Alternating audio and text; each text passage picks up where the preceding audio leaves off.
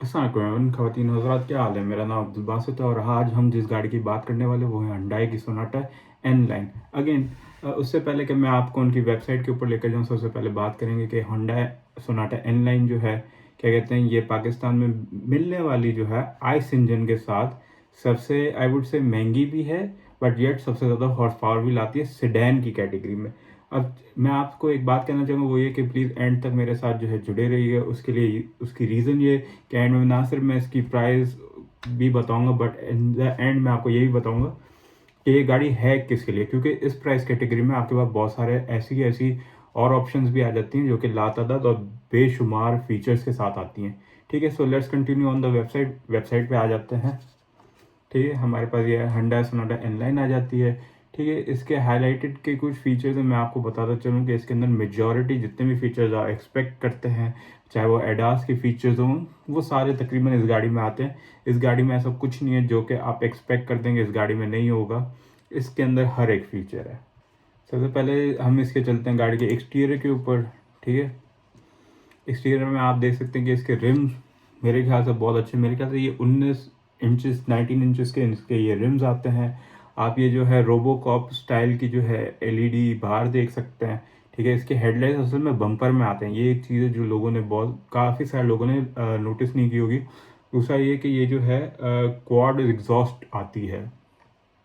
ठीक है, आप देख सकते हैं उसके अंदर, जैसे कि मैंने कहा कि एलईडीज़ के बम्पर्स में आती है, डीआरएल्स के वो पूरा रोबो कॉप की तरह इसकी डीआरएल आ जाती है। ठीक है, यहाँ तक कि आपको कुछ मैं आपको फीचर्स की बात करता चलूँगा कि इसके अंदर फ्रंट पार्किंग सेंसर्स भी आ जाते हैं और इसके अंदर एडास का रेडार भी आ जाता है। आप देख सकते हैं कि जो अल मशहूर में कहते एलईडी वाली जो बार आती है बैक साइड पे, ठीक है, टेल लाइट्स में, वो भी इसके अंदर मौजूद है।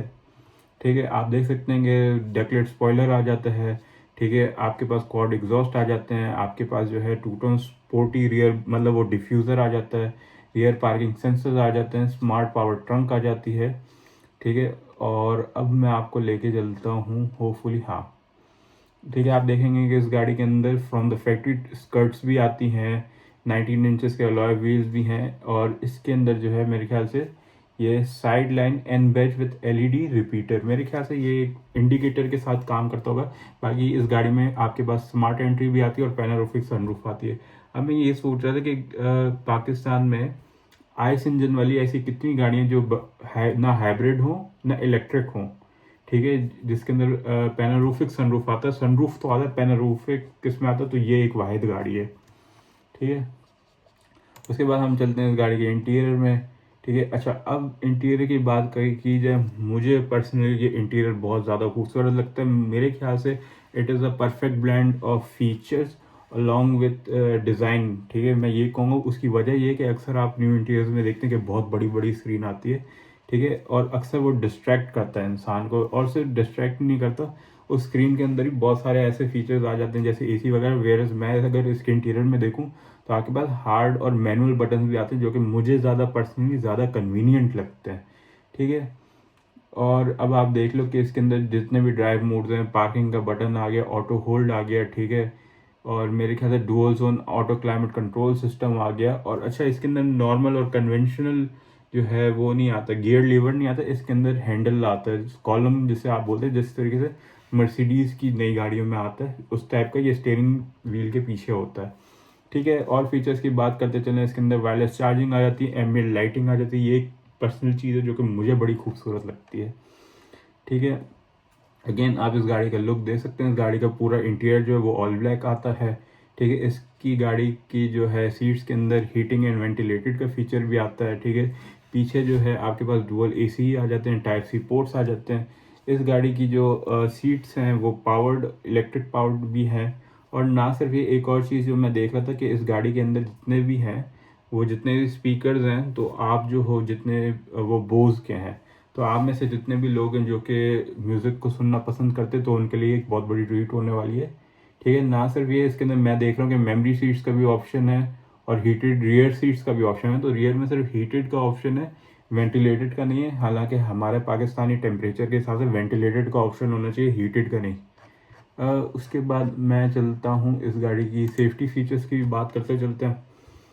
ठीक है, तो आई वुड अज्यूम हाँ, अब ये एक चीज़ है जो कि मैंने पहली दफ़ा बहुत टाइम पहले देखी थी और मैं सोचता था कि अभी अब कभी पाकिस्तान में आएगा भी कि नहीं आया था, बट फॉर्चुनेटली पाकिस्तान में आ चुका है। वो ये है कि ब्लाइंड स्पॉट व्यू मॉनिटर ये है कि अक्सर आपने देखा होगा कि कैमरास लगे होते हैं और वो अक्सर आपको स्क्रीन पे दिखा रहे होते हैं, बट ये सबसे पहले जो इंटीग्रेट किया था Hyundai ने किया था, वो भी ग्लोबली, जिसके अंदर कैमरा लगा होता था। आप जिस साइड का इंडिकेटर दोगे उस साइड का कैमरा एक्टिवेट होकर जो आपका जो डिस्प्ले है, स्पीडोमीटर है, उसके पर वो शो करेगा कि आपकी राइट साइड पे जो ब्लाइंड स्पॉट है उधर कौन सी चीज़ है, कौन सी चीज़ नहीं है।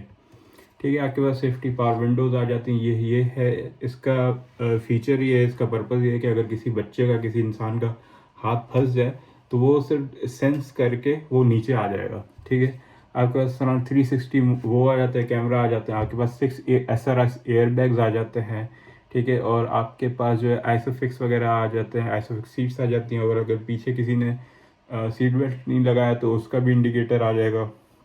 आपके पास ट्रैक्शन कंट्रोल आ जाता है, हिल स्टार्ट असिस्ट आ जाता है, और पार्किंग सेंसर हर साइड से आ रहा है, जैसे इसमें लिखा है फ्रंट, रियर और साइड पार्किंग सेंसर।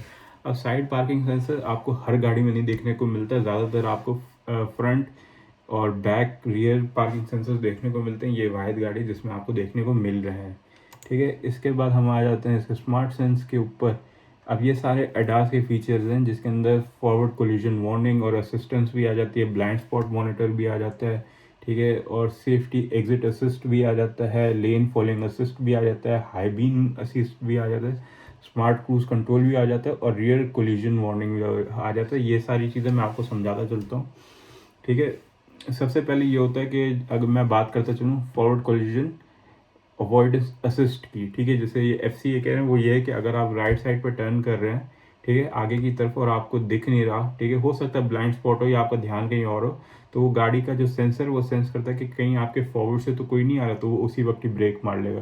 ठीक है, blind spot collision avoidance assist ये है कि अगर आप लेफ्ट का इंडिकेटर देते हो और लेफ्ट में मुड़े होगे और आपका ध्यान नहीं होगा, तो अगर लेफ्ट में कोई गाड़ी होगी तो गाड़ी रोक लेगी अपने आप को।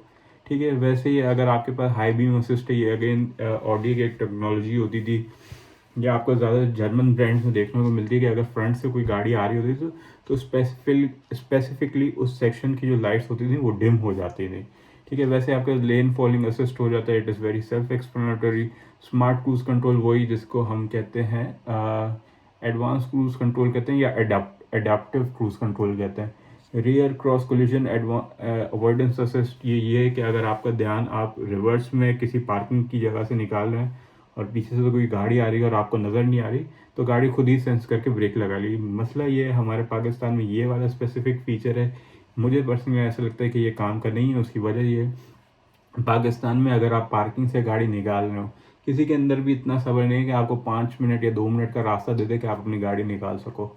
ठीक है, अब इस गाड़ी की परफॉर्मेंस पे चलते हैं, जिसका मुझे पर्सनली बड़ा एक वो है, शौक है, शौक भी नहीं, इंटरेस्ट भी है। ठीक है, जिसमें ये जो है एक 2.5 लीटर का टर्बो चार्ज इंजन है जिसके अंदर 290 हॉर्स पावर आती है और 422 न्यूटन मीटर ऑफ टॉर्क आती है। अब मेरे ख्याल से पाकिस्तान में आने वाली जितनी भी गाड़ियाँ, अगर मैं हाइब्रिड और इलेक्ट्रिक को एक्सक्लूड कर दूँ और सिर्फ टर्बो चार्ज आइस इंजन की बात करूँ, तो ये गाड़ी सबसे ज़्यादा बनाती है, क्योंकि जो आपकी सिविक RS है वो भी मेरे ख्याल से तकरीबन 200 के आसपास बनाती है।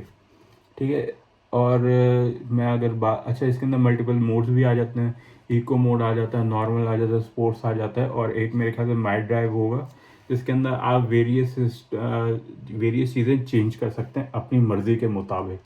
ठीक है, स्पेसिफिकेशंस में आ जाते हैं, मेरे ख्याल से इसके अंदर, गाड़ी के अंदर एक ही ट्रिम आता है। ठीक है, और मेरे ख्याल से अब हम जंप करते हैं इस गाड़ी की प्राइस लिस्ट के ऊपर।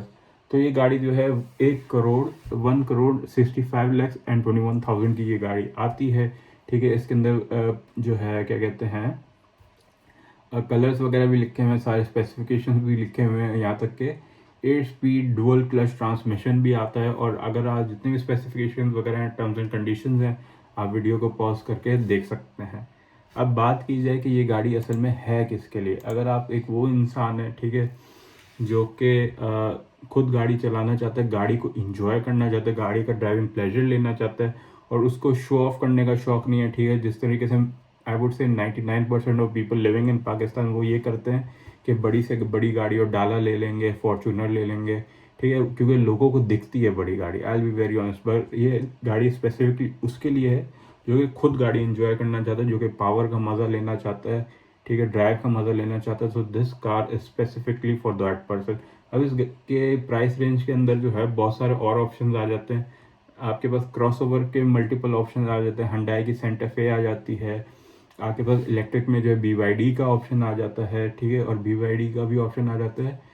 ना सिर्फ ये, आपके पास Isuzu D-Max का भी ऑप्शन आ जाता है डाले में, आपके पास जैक T9 का भी आ जाता है, यहाँ तक कि इसके अंदर टोयोटा रेवो भी आ जाता है। मेरे ख्याल से फॉर्च्यूनर थोड़ा महंगा हो जाता है, और मेरे ख्याल से बस ये इसके अंदर ऑप्शन आते हैं। BYD की जो है दूसरी गाड़ी है जो कि सेडान है, वो भी आ जाती है। तकरीबन इसी प्राइस रेंज के आगे पीछे तकरीबन सारी गाड़ियाँ हैं। तो अगेन जो आपको सही लगे आप वो परचेज़ कर सकते हैं। पर्सनली अगर मुझे शो ऑफ नहीं करना, मुझे सिर्फ ड्राइविंग प्लेजर के लिए सिर्फ एक गाड़ी चाहिए ना, तो this would be that car. With that thank you so much for watching. Hopefully कि आपको वीडियो पसंद आई हो, ठीक है, लाइक एंड सब्सक्राइब कर देना। आप मुझे अपनी राह से जो है आगाह कर सकते हैं कमेंट सेक्शन में। With that thank you so much for watching and अल्लाह हाफिज़।